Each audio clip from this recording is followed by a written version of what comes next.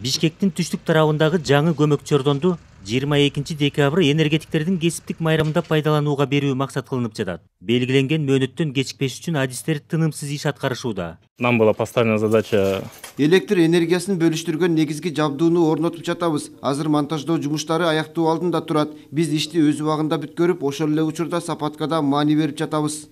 Алтын казык деп аталган жаңы көмөкчөрдөн алтын казык, дордой, теңдик, келечек, мурас-ордо конуштарын тейлеп, электр энергиясын үзгүлтүксүз жеткирүүнү камсыз кылат. Ошондой эле бул объект башкы, төмөнкү аларча, тепличная, каракачевая көмөкчөрдөндөрүнүн ишин жеңилдетет. Биздин максат калкыбызды үзгүлтүксүз сапаттуу электр энергиясы менен камсыз кылуу болуп турат.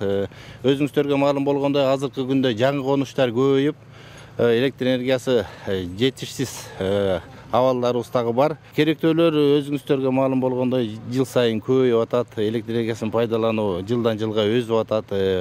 Халктын саны көбөйүп атат, жаңы конуштар көбөйүп атат.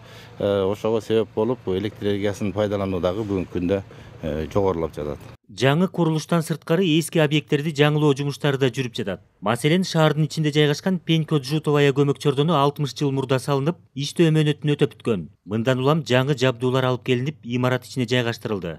Электр жабдууларын здания куруп, зданиянын ичине киргиздик. Бул биринчиден ушул жерде айлана чөйрөдө жашаган элдердин коопсуздугуна жакшы камсыз болот.